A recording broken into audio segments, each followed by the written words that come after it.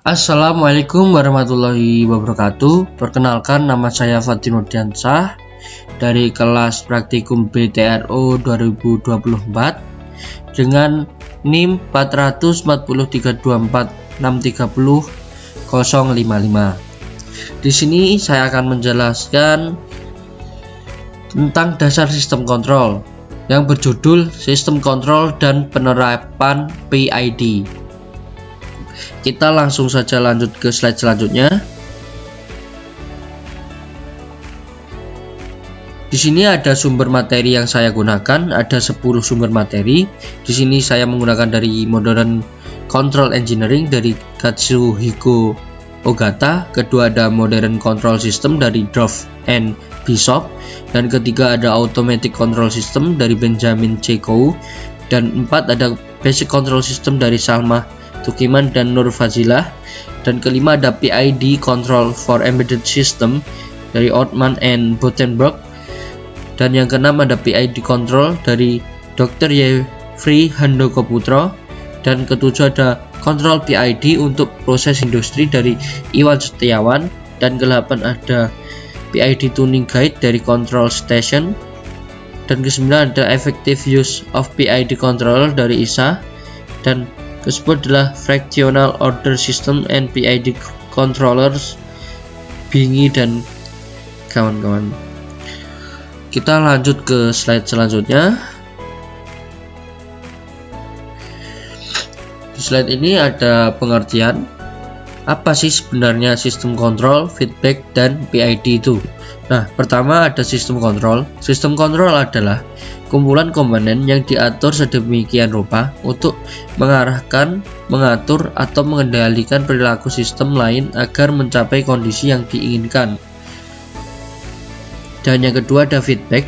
Feedback adalah mekanisme di mana sebagian keluaran sistem atau output dikembalikan ke input untuk dibandingkan dengan set point. Dan ketiga ada PID.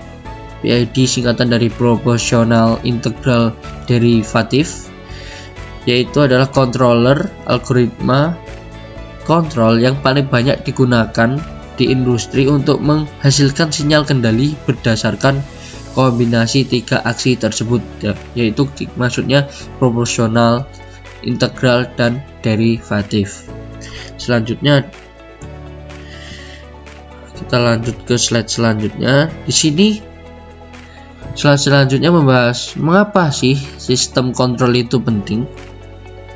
Sistem kontrol berperan menjaga variabel penting suhu, tekanan, kecepatan, level, air, dan lain-lain tetap stabil, aman, dan sesuai kebutuhan meskipun ada perubahan lingkungan atau gangguan.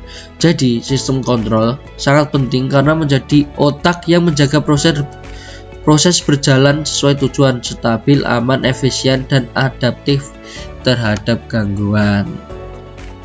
Selanjutnya, di sini ada komponen utama dari sistem kontrol tersebut. Pertama ada set point atau SP. Set point adalah nilai yang diinginkan. Misal, kita menginginkan ketinggian dari tangki 100 cm, maka sistem kontrol nanti akan mengatur sesuai set point tersebut. Nah, kedua ada sensor. Sensor yaitu berfungsi untuk membaca kondisi aktual, proses variabel atau PV. Nah, sensor contohnya seperti sensor jarak, sensor suhu. Sensor jarak biasanya digunakan dalam tangki-tangki untuk mengukur jarak ketinggian air atau cairan. Dan sensor suhu biasanya untuk mengukur suhu seperti di termostat.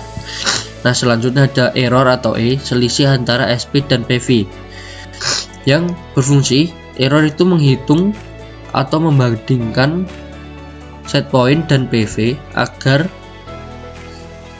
agar controller nanti bisa memerintah sesuai kejadian tersebut. Misal ketinggian cairan kurang dari 100 cm, maka nanti controller akan memerintah aktuator untuk menaikkan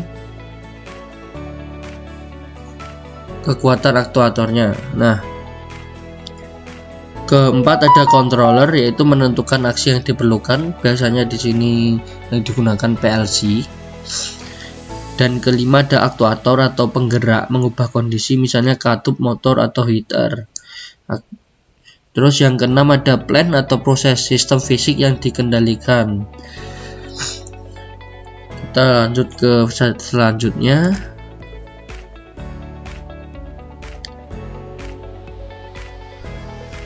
Slide selanjutnya membahas prinsip dasar PID.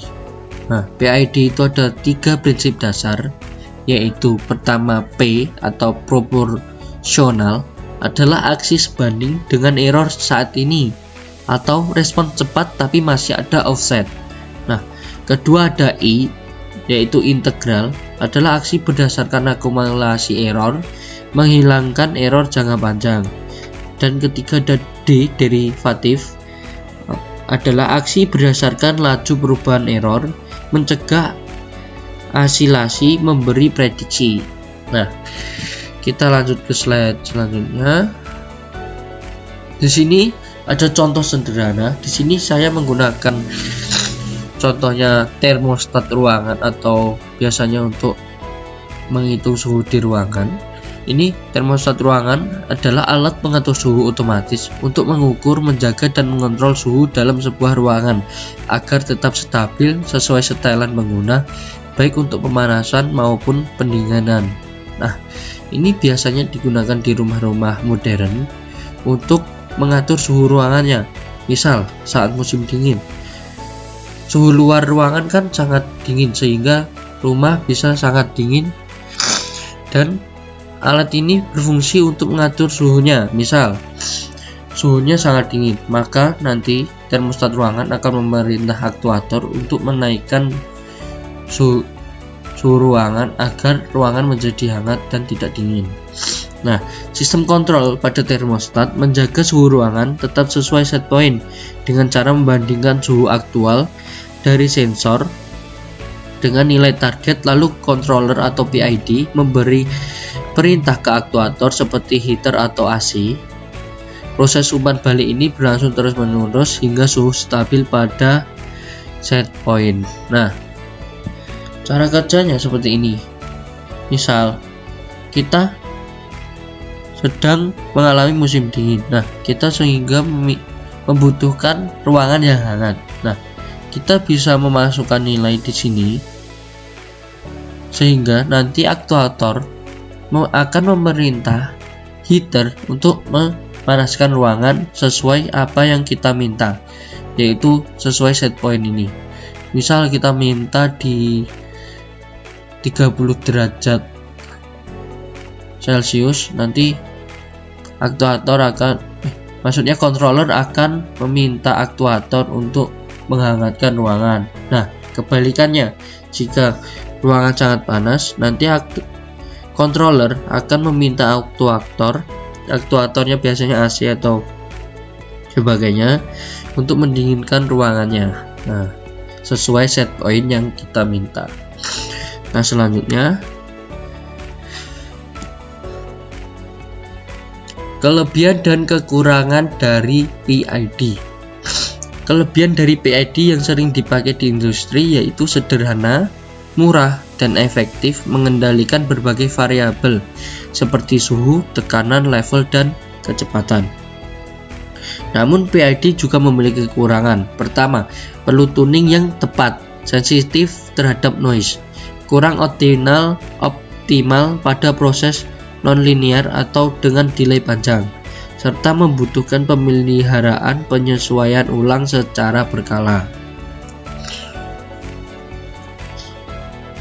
Nah, kesimpulan dari apa yang saya jelaskan tadi yang telah dipelajari, bahwa sistem kontrol PID dan contoh sederhana dari penerapannya dari yang kita pelajari dapat kita pahami bahwa sistem kontrol penting di dunia teknik dan industri karena menjaga proses tetap stabil, aman, efisien, dan konsisten. Dengan kontrol, Variabel seperti suhu, tekanan, kecepatan, dan level dapat dijaga sesuai standar sehingga kualitas produk terjamin, energi lebih hemat, serta mendukung otomatisasi dan teknologi modern. Nah, sekian presentasi dari saya. Apabila ada kurang lebihnya, saya mohon maaf. Terima kasih sudah menonton. Wassalamualaikum warahmatullahi wabarakatuh.